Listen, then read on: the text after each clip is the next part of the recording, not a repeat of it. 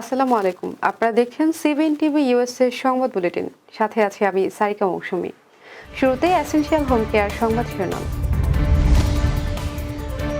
গাজা নিয়ে ট্রাম্পের বিতর্কিত প্রস্তাব, আরব রাষ্ট্রগুলোর কড়া প্রতিক্রিয়া। ট্রাম্পের অভিবাসন বিরোধী তল্লাশি নিয়ে সতর্ক যুক্তরাষ্ট্রের শিক্ষা প্রতিষ্ঠানগুলো। নির্বাচন কমিশন কোন রাজনৈতিক দলের পক্ষে দাঁড়াতে চায় না বললেন সিএসি। ডেভিল শেষ না হওয়া পর্যন্ত অপারেশন চলবে জানালেন স্বরাষ্ট্র উপদেষ্টা। এবং ধানমন্ডি ৩২-এ আয়নাঘরের সন্ধান বলছে সাধারণ মানুষ। শুনছিলেন এসেনশিয়াল হোম কেয়ার সংবাদ শিরোনাম। এবারে বিস্তারিত।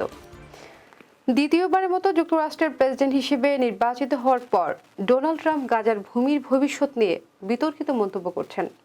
সম্প্রতি তিনি ইঙ্গিত দিয়েছেন, যুদ্ধবিধ্বস্ত গাজাকে পুনর্গঠনের পরিবর্তে সেখানে একটি স্মার্ট সিটি ও বিলাসবহুল রিসর্ট নির্মাণের পরিকল্পনা করা উচিত।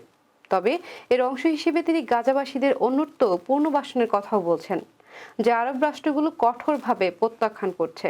কায়রোতে অনুষ্ঠিত এক জরুরি বৈঠকে আরব লীগের পররাষ্ট্রমন্ত্রী ট্রাম্পের এই প্রস্তাবকে অবৈধ ও অমানবিক বলে অভিহিত করছেন।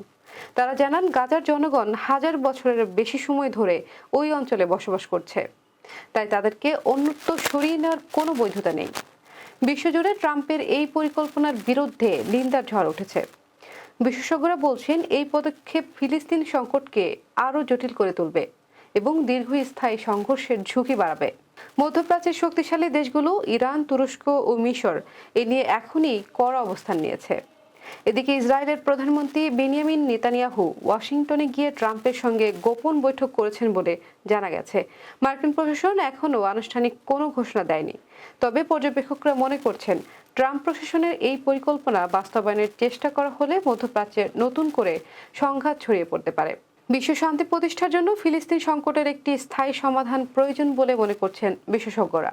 জাতিসংঘের আসন্ন ৮০তম প্রতিষ্ঠা বার্ষিকীতে ফিলিস্তিনকে স্বাধীন রাষ্ট্রের স্বীকৃতি দেওয়ার বিষয়টি নতুন করে আলোচনায় আসতে পারে বলে আশা করা হচ্ছে।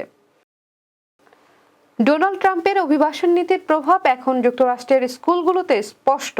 শিকাগো শহরে অভিবাসন কর্মকর্তাদের গণবিতরণ পরিকল্পনা শুরু হওয়ার পর শিক্ষার্থীদের উপস্থিতি উল্লেখযোগ্যভাবে কমে গেছে।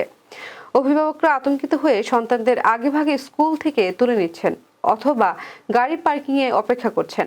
শিক্ষকরা এই পরিস্থিতি নিয়ে উদ্বেগ প্রকাশ করে বলেছেন, তারা আমাদের শিশুদের যন্ত্রণা দিচ্ছে, তাদের ক্ষতি করছে।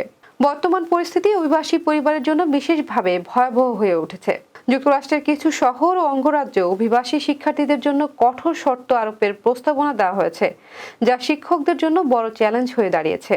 ন্যাশনাল নিউকামার নেটওয়ার্কের সহ-প্রতিষ্ঠাতা আলেকজান্ডার ভাস্কেজ বাউর মন্তব্য করেন, শিশুরা অভিবাসন সংক্রান্ত অবস্থান দেখে না, তারা তাদের বন্ধু বান্ধবদের দেখে।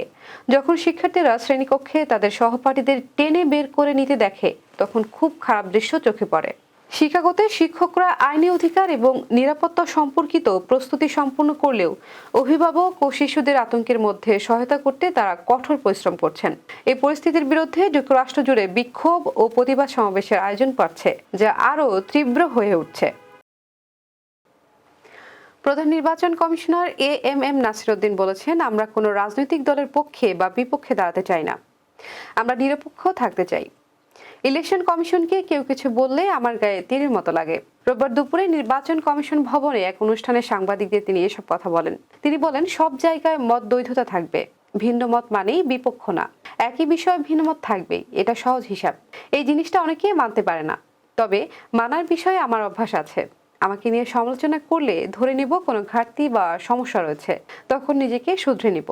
সুষ্ঠু নির্বাচনের জন্য দেশের সর্বস্তরের মানুষের সহযোগিতা দরকার উল্লেখ করে প্রধান নির্বাচন কমিশন বলেন, নির্বাচন কমিশনের উপর রাজনৈতিক নিয়ন্ত্রণ বন্ধ করতে হবে। আমরা সুষ্ঠু নির্বাচনের জন্য কাজ করছি, অসুবিধা আসবে সেগুলো মোকাবেলা করতে হবে, আমরা এগিয়ে যাওয়ার জন্য প্রস্তুত। নাসির উদ্দিন বলেন, সবাই তালি বাজাতে বাজাতে দেশটার 12টা বাজিয়েছে, তালি বাজানো আমাদের ভুলে যেতে হবে। সব বিষয়ে বাস্তবতার ভিত্তিতে দেখতে হবে। একজন একটা কথা বলল আর আমি তালি বাজাতে থাকলাম, এটা যাতে না হয়। সাংবাদিকরা নির্বাচন কমিশনের গুরুত্বপূর্ণ পাঠ উল্লেখ করে সিসি বলেন, সবার সহযোগিতা পেলে জাতিকে দেওয়া কমিটমেন্ট আমরা রক্ষা করতে পারব।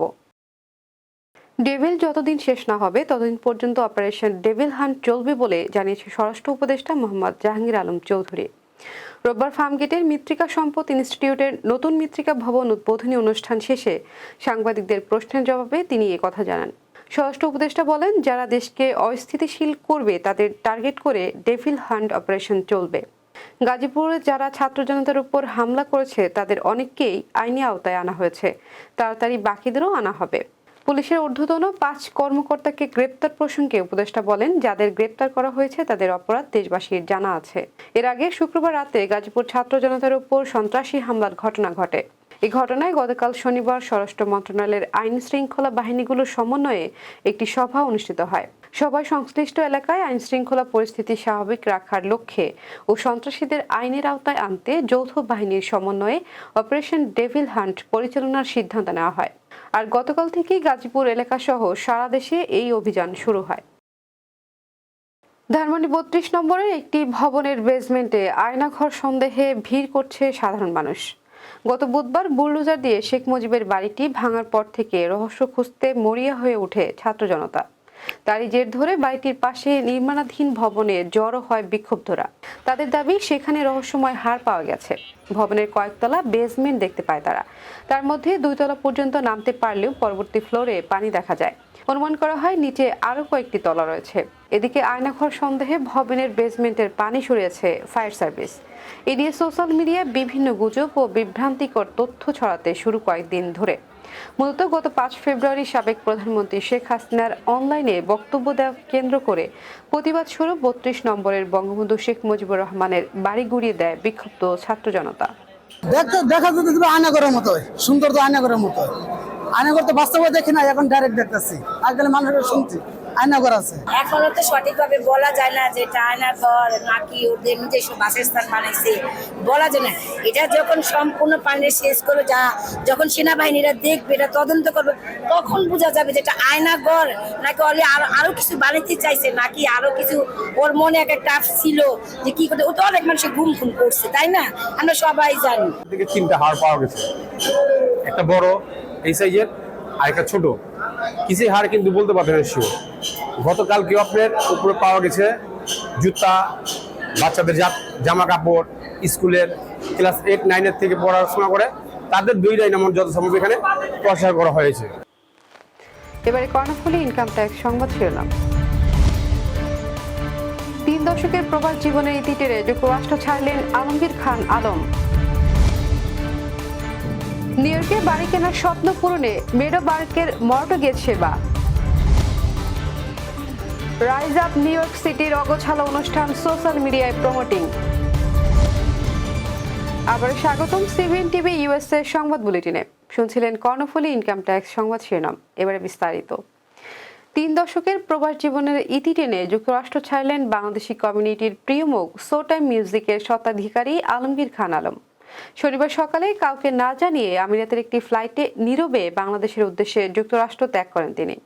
বিস্তারিত প্রতিবেদনে। দীর্ঘ 3 দশক সময় ধরে যুক্তরাষ্ট্রে অবস্থান করে দেশের সাংস্কৃতিক অঙ্গনকে অনন্য মাত্রায় নিয়ে গিয়েছিলেন আলমগীর খান আলম। প্রবর্তন করেছেন বহির্বিশ্বের সর্বাধিক জনপ্রিয় Dhallywood film and music award নামের বিশেষ এক অ্যাওয়ার্ড। দেশের সিনেমা ও নাট্যজগতের বহু অভিনেতা, অভিনেত্রী, গায়ক, গায়িকা এই অ্যাওয়ার্ড প্রদান অনুষ্ঠানে আমন্ত্রিত হয়ে যুক্তরাষ্ট্রে স্থায়ীভাবে বসবাসের সুযোগ নিয়েছেন। অথচ যিনি দেশের সাংস্কৃতিক অঙ্গন ও কলাকুশলীদের জন্য এত কিছু করলেন, তিনিই কিনা ছেড়ে গেলেন স্বপ্নের আমেরিকা। আলমগীর খান আলমের ঘনিষ্ঠজনেরা জানান, দীর্ঘ 2 যুগের বেশি সময় ধরে যুক্তরাষ্ট্রে বসবাস করে আসলেও তার বৈধ কাগজপত্র হয়নি, যে কারণে ট্রাম্প প্রশাসনের অবৈধ অভিবাসী গ্রেফতার অভিযান শুরু হওয়ার পর অনাকাঙ্ক্ষিত পরিস্থিতি এড়াতে নিজেই বাংলাদেশে ফিরে যাওয়ার সিদ্ধান্ত নেন। এছাড়া তার মা হঠাৎ করে অসুস্থ হয়ে হাসপাতালে ভর্তি হওয়ায় মায়ের সেবা করতে দেশে ফিরে যান বলেও কারো ধারণা। তরুণ বয়সে পড়ালেখার জন্য যুক্তরাষ্ট্রে এসেছিলেন জনপ্রিয় মুখ আলমগীর খান আলম। প্রায় 3 দশক ধরে প্রবাসে থাকাকালীন সময়ে অসংখ্য মানুষের সাথে তার বন্ধুত্ব ও সখ্যতা গড়ে ওঠে। তারা সবাই আলমের হঠাৎ দেশে ফিরে যাওয়ায় বেশ ব্যথিত হয়েছেন। দেশে ফিরে গেলেও প্রবাসী বাংলাদেশিদের হৃদয়ে তিনি যুগ যুগ ধরে থাকবেন বলেও জানান তারা। Desk report, CBN TV, USA। New ইয়র্কে বাড়ি কেনার স্বপ্ন পূরণে মর্টগেজ সেবা দিচ্ছে মেডোব্রোক, যা ক্রেতার জন্য সহজ ও সুবিধাজনক অর্থায়নের সুযোগ তৈরি করেছে। প্রতিষ্ঠানটি বিভিন্ন ধরনের মর্টগেজ পরিকল্পনার মাধ্যমে নতুন ক্রেতা বিনিয়োগকারীদের আর্থিক সহায়তা দিচ্ছে। বিস্তারিত প্রতিবেদনে। নিউ ইয়র্কে বাড়ি কেনার স্বপ্ন পূরণের পথে সেতুবন্ধন হিসেবে কাজ করছে মেডোব্রোক। বাড়ি কেনার পুরো প্রক্রিয়ায় গ্রাহকদের পাশে থাকার প্রতিশ্রুতি নিয়ে কাজ করে যাচ্ছে প্রতিষ্ঠানটি। বেশিরভাগ বাঙালি রাইট না নো ইনকাম নিতেছে। নো ইনকাম আপনি যদি 20-25% দেন, এভারেজ 7.3, 7.5। আর যদি আপনার ট্যাক্স ফাইল থাকে, ইনকাম থাকে, 1 year ট্যাক্স ফাইল ও 2 years W2, prime rate on one family 720 plus, 740 plus যদি আপনার ক্রেডিট থাকে, probably 6.5, 6.375, around there. I mean, rates change every day up and down. প্রতিষ্ঠানটি fixed rate mortgage, adjustable rate mortgage, jumbo loan এবং reverse mortgage সহ নানা ধরনের ঋণ সুবিধা প্রদান করছে। পুরো কার্যক্রমে প্রাথমিক ঋণ অনুমোদন থেকে চূড়ান্ত ঋণ অনুমোদন পর্যন্ত প্রতিটি ধাপে মিলে বিশেষজ্ঞদের পরামর্শ। If you have some money, if you have a good credit, come here, let's sit down and talk, right? আপনি আসলেই যে বাড়ি কিনতে পারবেন তাও না, but try it. It doesn't hurt you to try. And একটু সাহস নিতে হবে। বাড়ি কিনা is not easy. I understand it's a big investment, অনেক responsibility, a lot of emotion involved, right? But I always tell people, come here, let's talk, let's see if we can help each other. Just because আপনি এখানে আসলেই যে বাড়ি কিনতে হবে, that doesn't mean anything. But maybe আপনি আজকে আসলে নেক্সট ইয়ার আপনি রেডি হবেন, মেবি ফলোইং ইয়ার রেডি হবেন, বাট একদিন আপনার বাড়ি মাস্ট কিনতে হবে। হয়তো আপনার জন্য না, আপনার ছেলে মেয়েদের জন্য কিনতে হবে, আপনার ফিউচার ফ্যামিলির জন্য কিনতে হবে, বাট বাড়ি মাস্ট নিডেড ফর এভরিবডি। আপনি থাকতে হবে এক জায়গায় না এক জায়গায়। গ্রাহকদের বাড়ি কিনতে ঋণ সহায়তার পাশাপাশি মেডোব্রোকের বিশেষজ্ঞরা গ্রাহকদের জন্য ঋণের ধরন বাছাই, ডাউন পেমেন্টের পরিকল্পনা ও ইন্টারেস্টের হার সংক্রান্ত পরামর্শ দিয়ে থাকেন। এসব সেবার মাধ্যমে ক্রেতারা সহজেই উপযুক্ত মর্টগেজ পরিকল্পনা বেছে নিতে পারেন। আপনি যখন একটা মানুষের কাছে যান মর্টগেজের জন্য অ্যাপ্লাই করতে, do some research, do some homework, ask couple people around you, see if this guy is reliable, how long is in a business, does he have an office, does he have a license, so it's a lot of homework. কোন ব্যাংকে কাজ করে, or responsibility review, তারপরে দেখে কিনেন। ভবিষ্যতে আরও উন্নত ও বিস্তৃত সেবা প্রদানের পরিকল্পনা নিয়ে এগোচ্ছে মেডোব্রোক। নিউ ইয়র্ক ছাড়াও অন্যান্য রাজ্যে তাদের কার্যক্রম সম্প্রসারণের মাধ্যমে আরও বেশি মানুষের কাছে পৌঁছানোর চেষ্টা চালিয়ে যাচ্ছে প্রতিষ্ঠানটি। Desk report, CBN TV, USA। বাংলাদেশিদের পলিটিক্যাল সংগঠন রাইজ আপ নিউ ইয়র্ক সিটির দ্বিতীয় লিডারশিপ সামিট জ্যাকসন হাইটসে গুলশান টেরেসে অনুষ্ঠিত হয়েছে। New York city mayor Eric Adam, councilman পদপ্রার্থী সহ বাংলাদেশি কমিউনিটির বিশিষ্টজনেরা এই অনুষ্ঠানে উপস্থিত হবেন বলে প্রচার করা হলেও অনুষ্ঠানে তাদের উপস্থিত হতে দেখা যায়নি। এছাড়াও নির্ধারিত সময়ের প্রায় 2 ঘন্টা পর শুরু হয় অনুষ্ঠানটি। রাইজ আপ নিউ ইয়র্ক সিটির অনুষ্ঠানের মিডিয়া অ্যাফেয়ার্স জামিল সারোয়ারের পক্ষ থেকে সাংবাদিকদের আমন্ত্রণ জানানো হয় অনুষ্ঠানের আগের দিন। ইমেলের মাধ্যমে দেওয়া হয় ড্রেস কোডের বিবরণ। জানানো হয় মেইন স্ট্রিম প্রোগ্রামের আদলে আয়োজনটি অনুষ্ঠিত হবে। আমন্ত্রণ চিঠিতে প্রত্যেকটি পর্বের ছকও ছিল আঁকা, কিন্তু অনুষ্ঠানে উপস্থিত হয়ে বেশিরভাগ অতিথিদের মধ্যে কোনো ড্রেস কোড চোখে পড়েনি। পার্টি হলও ছিল অনেকাংশে ফাঁকা। অনুষ্ঠানের শুরুতে রাইজ আপ সংগঠনের প্রেসিডেন্ট শামসুল হক ABCH নামক একটি সোশ্যাল মিডিয়া গ্রুপের মাধ্যমে ৭২,০০০ বাংলাদেশি সদস্য অনুষ্ঠানটি লাইভ দেখার কথা ঘোষণা করলেন। অনুষ্ঠানের ফাঁকে ফাঁকে একই ঘোষণা দিলেন অন্তত 7 বার। বারবার সভাপতির এমন ঘোষণা শুনে ABCH গ্রুপে প্রবেশ করে লাইভটি দেখা যায়নি। মূলত কোনো প্রকার লাইভ সম্প্রচার তারা করেনি ABCH গ্রুপ, বরং গ্রুপের একজন অ্যাডমিন তারিকুল ইসলাম মিঠু ব্যক্তিগত প্রোফাইল থেকে খণ্ড খণ্ড লাইভ করেছেন কয়েকবার। সেখানে দেখা গেছে মাত্র 5 জন সদস্য অংশগ্রহণ করছেন। রাইজ আপের অনুষ্ঠানটি ABCH সোশ্যাল মিডিয়া গ্রুপকে প্রমোটিং করার বিষয়টি অনুষ্ঠান স্থলে আলোচনার কেন্দ্রবিন্দুতে পরিণত হয়।